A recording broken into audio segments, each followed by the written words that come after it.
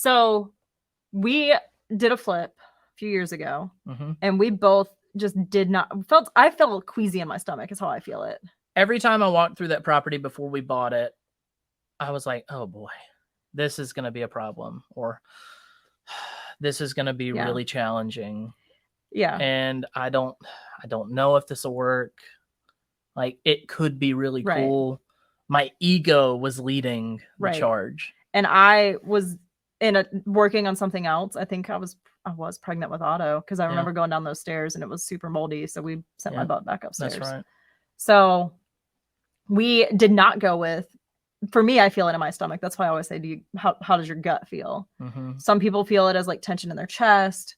It could be a headache. Like it manifests a lot of different ways. Some people even say, don't literally see left and right shoulder angels, but I feel a presence over here telling me to not do it, or I feel something over here telling me to do it. Yeah. Don't do it. Do it. Don't do it. Do it. Yeah. And while, the Hollywood has made the left and right shoulder, I think Bugs Bunny more than Hollywood. Bugs Bunny. Yeah. But that intuition, it speaks to you in different ways. Right. My mom always called it her gut feeling. Right. I just got a bad feeling about this. Right. And we have learned to really trust that, because we didn't on that deal and we came out okay, but still to this date, it was the worst deal we've ever done.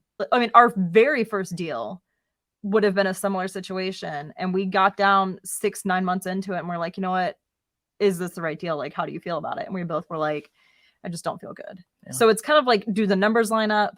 And then how do we feel about it is how we determine if it's a deal for us.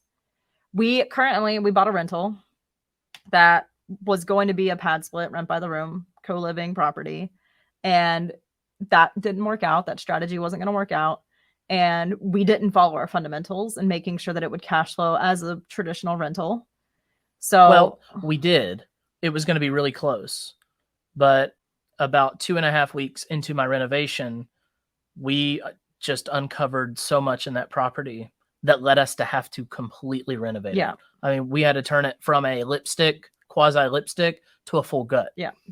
And when that happened, that moment happened, it was we have to find a way out of this as quickly as possible. Right. Well, it no longer made sense to keep it as a rental. So we decided to flip it. And we talked about it a lot. And it's like, this is going to be basically a brand new house. Like, it's in a good location. Dang, I want to keep it. But we ran the numbers on it and it just doesn't work. So the gut feels like, yeah, we should keep it. Yeah. But the numbers are telling us no. Right. And we have to go with the numbers on this. And once I ran the numbers and saw it, then my gut steered me back towards, we need to just flip it. I really do hate to let go of a property that's going to be super solid and super nice. Because, every day I'll get an update from my contractors and they'll just tell me, hey, the new framing's done, or the new electrical's in, and it's like, gosh, all this nice stuff. It's going to be a brand new house. Right. But new windows and all. I think the time is not right for us with our current cash position to invest the money that it needs to keep it. Right. We can front the cash on a short-term basis, but we need that cash back. Yeah. And maybe in a couple of years we buy it back and take a little bit of a hit on paying it on the upside, but it's just, the time's not right. Right. And as much as we hate it, we have to go with the numbers in our gut is what it boils down to. So we're not just focused on the numbers. And I'm a finance person. Like, I love the numbers, but we realized even when the numbers tell a story, if your gut's saying something different, we just have to go on with something else. So